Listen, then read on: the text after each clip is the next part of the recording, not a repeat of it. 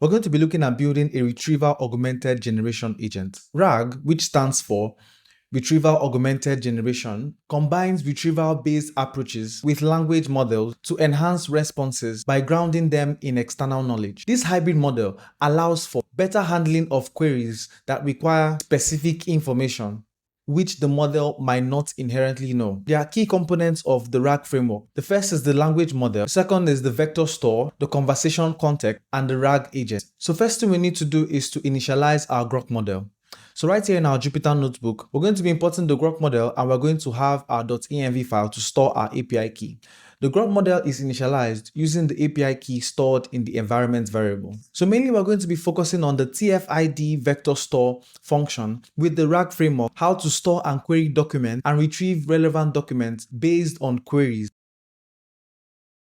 What is a vector store?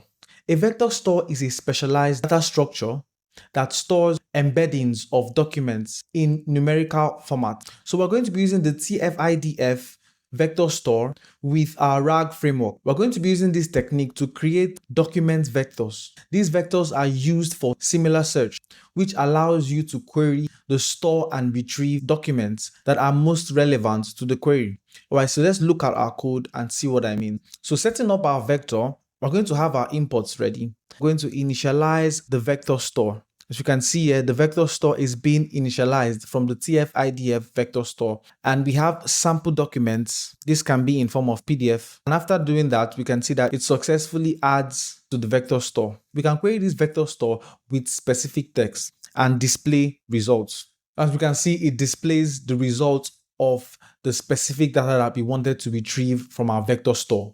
So here's how we'll add more documents to our vector store.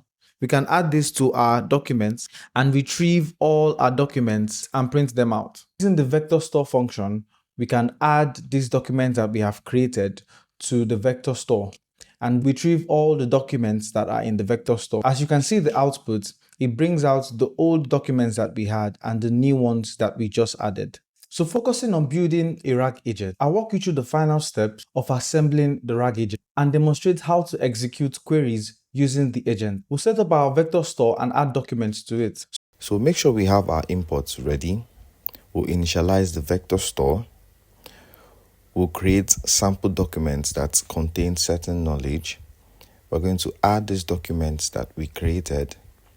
We're going to add these sample documents to our vector store, and we'll verify that the documents has been added. As you can see, 4 documents have been added to the vector store.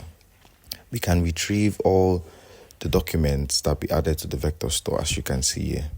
Configuring the conversation context, we'll have our imports for that. We'll create a system message, initialize the conversation using the max system context conversation. We'll add a new user message. We'll print the current conversation context. Integrating the large language model, we'll have our imports ready. We'll set up our API key from our .env and check if the API key is set. Using the getAlloudModel function, we can filter out failed models and get the allowed models that we can use. We'll initialize the groq model from our API key. We can print the model information, get allowed models. As you can see, here are examples of allowed models that we can use. Let's look at an example usage with no system context. So here we'll set the model name to the first available model. We'll create a conversation. We'll add a human message. We'll predict the response. Example usage with a system context. You are an assistant that provides answer to this user. We'll create a human message with the context hi. We'll predict the response.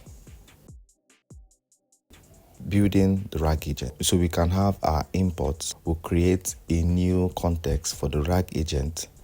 Initialize the RAG agent by combining LLM, conversation, and vector store. Handling queries with the RAG agents. So we can test the agent with different queries. As you can see, we get our response based on the queries. Alright, thank you guys for watching. Do well to subscribe to our YouTube channel, follow us on GitHub and all other social media platforms, and see you in the next one.